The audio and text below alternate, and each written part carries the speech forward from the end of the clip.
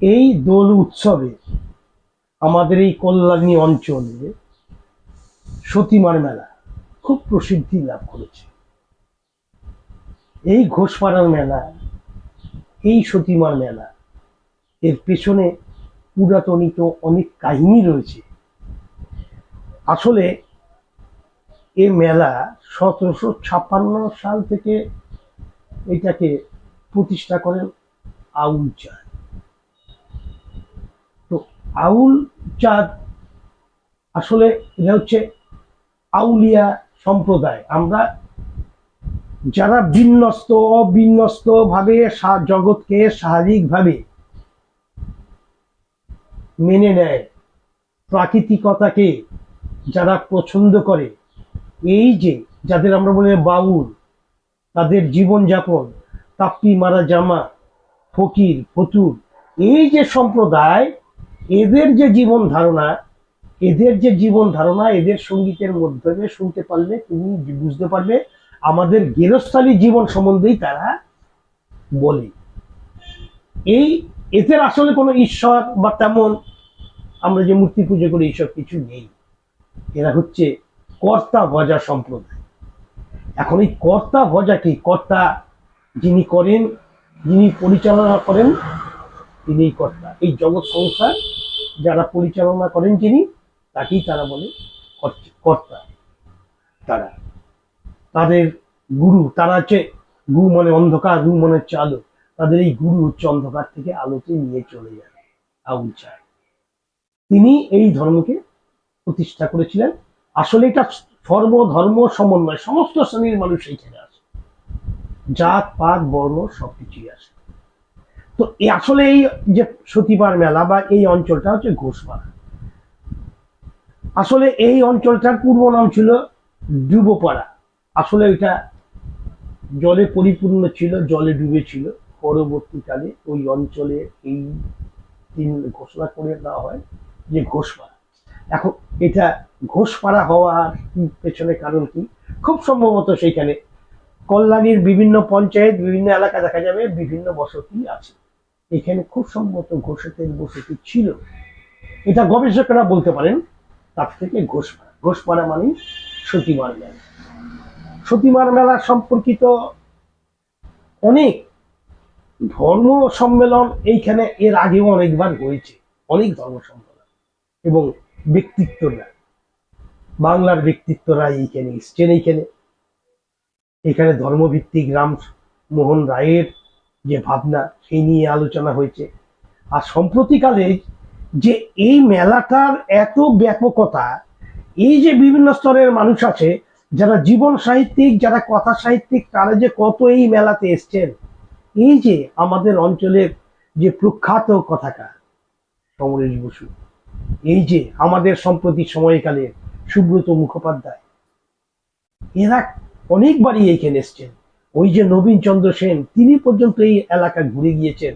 এর একটা সাহিত্য ক্ষেত্রে, সামাজিক ক্ষেত্রে এর একটা অন্যরকম গুরুত্ব রয়েছে।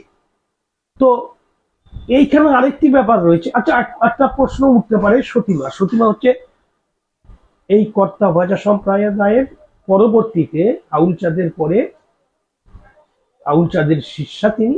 পরবর্তীতে তার উপরই এটা পরিচালনার দায়িত্ব বেরোয়। আসলে তার নাম তো সরস্বতী শর্মা, সরস্বতী। তো সরস্বতী, তিনি যেহেতু সত্যের আশ্রয়ে ছিলেন, সততাই সব, সত্যকে নির্ভর করে তার জীবন, তার আরাধনা, তার এই পরিচালনা, এই জন্ম থেকে তার নাম হয়ে যায় সতীমা। সতীমা, তার পরনে তুমি দেখবে সাদা শাড়ি, শুদ্ধতার প্রতীক। লাল রজস্বলার প্রতীক তুমি দেখবে, ঋতুমতির প্রতীক। এই সমস্ত ব্যঞ্জনা গুলো ধর্মীয় ব্যঞ্জনা, আমাদের গার্হস্থ্যিক জীবনের সঙ্গে এইসব ব্যাপার আছে। সতীমার ওইখানে সমাধি রয়েছে, অনেকে যায়। সতীমার স্থান মানে এটা সমাধি স্থান, থেকে সমাধি রয়েছে। ওইখানকার আরেকটি উল্লেখযোগ্য বিষয় হচ্ছে ডালিমতলা। এখন এই যে ডালিমতলা, এই ডালিমতলা হচ্ছে বহু বর্ষজীবী গাছ, অনেক ডালপালা।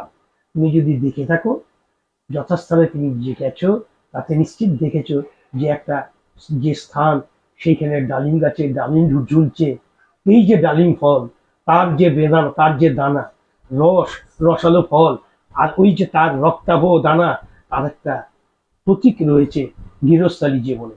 আর এই জন্যই ডালিমের ডালে ডালে ফল ছড়ে, অর্থাৎ অনেক যে আমাদের সমস্ত লৌকিক ব্যাপার আছে, বন্ধা নারীরা সন্তান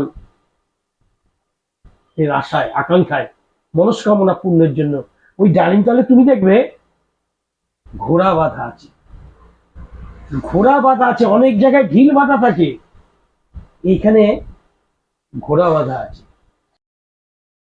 এই সতীমার মেলা সম্পর্কিত কিছু কিছু তথ্য, মনোগ্রাহী তথ্য আছে, শুনতে ভালো লাগে। তার অলৌকিকতা, সেটা লৌকিকতার পর্যায়ে পর্যবসিত হয়েছে, মানুষ মেনে চলে। এই মানার মধ্যে কি বিজ্ঞান আছে আমি জানি না, তবে একটা অনুভূতি এই সমস্ত দেখা যায়। ওখানে একটা হিমসাগর আছে, এইটা এখন লোকে বলা হয় দুধ পুকুর। হিমসাগর রয়েছে, ঠান্ডার হিম, এই জন্য হিমসাগর জল ঠান্ডা থাকে। আসলে মনস্কামনা পূর্ণর জন্য অনেকে ওই পুকুরে দুধও ঢালে, দুধ দান করে। ওই জন্য পরবর্তীতে এটাকে এখন বলা হয় দুধ পুকুর, এখানে কিন্তু দুধ নেই কোনো। তো মায়ের কাছে যারা মনস্কামনার পূরণ করার জন্য আসেন, মানে কষ্ট ছাড়া তো কিছু পাওয়া যায় না, এগুলো তো বলা হয় আমাদের শাস্ত্রে, তথাকথিত শাস্ত্রে। এখন তারা মায়েরা বেশি করে সতী মায়েরা সাধারণত বেশিরভাগ ওই পুকুরে স্নান করেন, শুদ্ধ হন, তারপর সেই মানে এখনো হয়তো হয়, আমি ইদানিং বা এবছর এখনো যাইনি, যাব পরে। তো তারা ওই ঘাট থেকে দণ্ডি কাটতে কাটতে ডালিমতলা এসে পৌঁছন। ডালিমতলা এসে, ডালিমতলায় তো মায়ের সমাধি রয়েছে। আর এখন সম্ভবত আরেকটা বিশ্বাস আছে, এইখানে নাকি কোনো এক বিকলাঙ্গ, কোনো এক অন্ধ, অর্থাৎ প্রতিবন্ধী মানুষ ওই জলে স্নান করবার পর তিনি নাকি সচল হয়ে গিয়েছিলেন, তার অন্ধত্ব ফিরে পেয়ে গিয়ে, মানে অন্ধত্ব তার দূরীভূত হয়ে গিয়েছিল, সে চক্ষুষ্মান হয়েছিল। এই সমস্ত কথন আছে, গাল গল্প বলবো না, এগুলো এই মধ্যে জড়িত আছে। আর এইটি অনেক দীর্ঘ, 350-400 বছর প্রায় এর মেলা। এটি শোনা যায় ওই যে নির্মল পাল মহন্তরা, এই বংশধররা এখন এটা পরিচালনের দায়িত্বে রয়েছেন, তারা কলকাতায় থাকেন। সরস্বতী পাল, যিনি সতীমা নামে পরিচিত, তারই বংশধর তারা, তারা কলকাতায় থাকেন। আসলে এখন এটা পরিচালনা হলেও এটা কাঁচাপাড়া পঞ্চায়েতের অধীনে চলে গিয়েছে, এবং মিউনিসিপ্যালিটি, কল্যাণী মিউনিসিপ্যালিটি, এবং কেবল না, বিষয়টা আমি ওই বলতে চাইছি না, পঞ্চায়েতের অধীনে তো এটা ছিল, এই পঞ্চায়েত এলাকার মধ্যেই ওই মাঠটা ওইটা পড়ে, ওইখানে লেখা আছে দেখবে পঞ্চায়েত অফিস ভবন লেখা আছে, এরকম লেখা আছে।